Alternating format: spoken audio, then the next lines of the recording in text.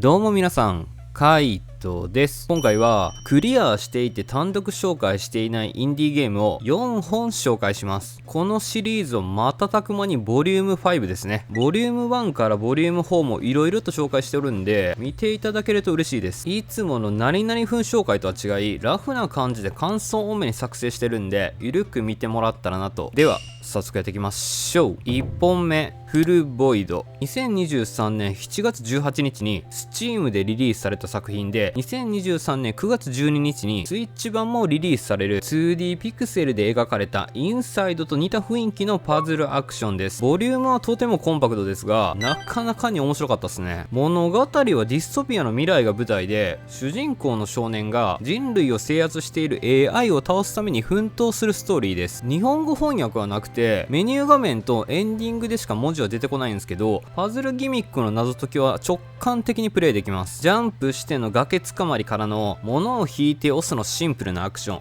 インサイドの雰囲気がめっちゃええっすね。AI のロボット感が恐怖を引き立ててるのも良くて、パズルアクションならではの即死トラップも人間らしい要素を感じさせます。2D ピクセルアートの絵柄は滑らかで、同時にリアルな AI の動きや荒廃した街並み、下水道のリアルさは見事でしたね。ゲーム内のカットシーンも多くて、イベントやデスシーンも多彩で魅力的でしたね。クリアとしては3時間ぐらいなんで、荒廃したディストピアな未来を体験したい方はぜひ手に取ってみてはいかがでしょうか。フルボイドは Steam で配信中、スイッチで後に配信予定です。2本目、エンジェルズギア。2023年2月14日に Steam でリリースされ、2023年7月27日に Nintendo Switch で日本語翻訳が追加されてリリースされました。ちなみに Steam 版は日本語翻訳ないです。スチームパンク風の世界を舞台にしたメトロイドバニアアクションです。以前から Steam のウィッシュリストに入れていたところ、まさかのスイッチ版での日本語翻訳が追加されたため、速攻でプレイしました。感想としてはなかなか面白かったです。ストーリーは全てを食らい尽くす大量破壊兵器ギアがゴッドヘッドへの侵略を開始し、主人公の兵士がギアの謎を解明していくお話。ゲームはスクールベースで作られてるんで、若干操作性に癖はあるものの、近接攻撃からのひるみダウン踏みつけのゴア要素から遠距離の銃弾による狙撃のワンアクションなど、オールドスクールな要素もしっかりと感じられました。メトロイドバニアの探索要素も適度で独自の特徴があるんですけど、王道のアリノスマップでは自分のいる場所しか表示されず、セーブ場所や拠点の位置が表示されないため、その点だけは苦労しましたが、それもまた魅力の一つ。クリアとしては全マップ目とバフ最強状態にしても5時間かからないぐらい、侵食されたドット表現も見事なんで、世界観の雰囲気で気になった方はプレイしてみてはいかがでしょうか。エンジェルズギアは Steam、スイッチで現在絶賛配信中です。3本目、セレステ。2018年1月25日に Steam、2018年1月26日に Xbox、2018年5月10日にスイッチ、2019年9月10日に PS4 でリリースされました。メンタルブレイクしている主人公マデリンがセレステ山の頂上を目指す 2D パズルアクションです。インディー界隈では必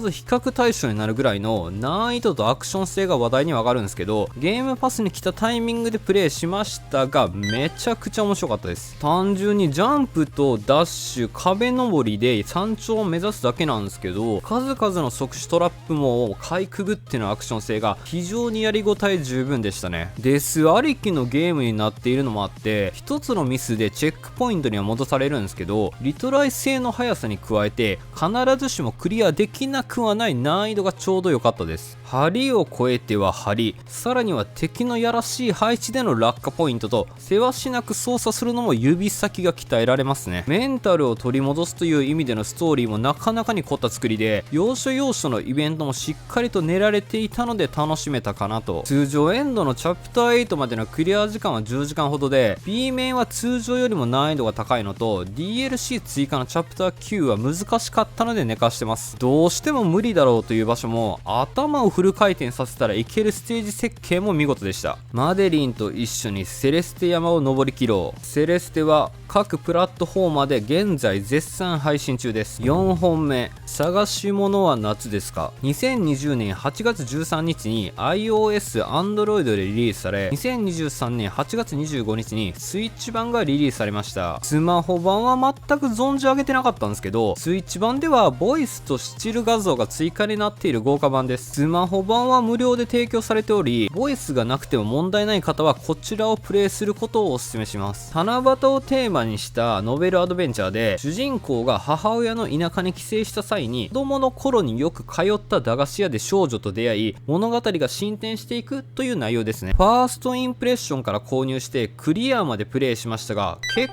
構面白かったですね。9.5 割はノベルだと思ってもらって構いません。ヒロインの誠ちゃんに導かれ、ビー玉を探すという謎めいた展開でありながら、背景や BGM、そして夏の雰囲気が絶妙にマッチしており、ノスタルジックな時代背景も非常にいい感じでしたね。誠ちゃんのボイスが若干エヴァのアスカっぽい。展開が進むまではポカーンとしてたんですけど、8月13日以降は驚きの連続で、そこまでに見切りをつけないでプレイをしてほしい。ほろ苦いというよりは中盤以降に切なさを感じる作品で、マルチエンドではあるんですけど、トゥルーエンドで伏線の回収は素晴らしいのと感動すら覚えますよ。クリアまでの時間は3時間30分ほどで済むんで、サクッと夏の雰囲気を味わい方におすすめです。鑑賞に浸りながらノスタルジックを体験しよう。探し物は夏ですかはスイッチ、iOS、Android で現在絶賛配信中です。インディー作品を4本紹介しました。ディストピアパズルフルボイドからたびたび名前が挙がるパズルアクションセレステ、メトロイドバニアのエンジェルズギアから夏を堪能できるノベル探し物は夏ですかと、個人的には満足できる作品ばかりでしたね。現在プレイ中のシー・オブ・スターズ、9月に期待している誰も気には留めていないリン・ザ・ラスト・チルドなど、インディーの熱量もまだまだ健在ですね。よければ皆さんもインディーの世界に一歩踏み出してみませんか。きっとトリプル A タイトルとは違った個性あふれる作品を見つけた時に、これは自分だけ知らない良作やんけってなること間違いないですよ。このチャンネルではインディー作品を中心におすすめのゲームを一通りクリアして紹介しております。少しでも参考になった方がいればチャンネル登録や高評価をしていただけると幸いです。ではでは、またの機会に。カイトでした。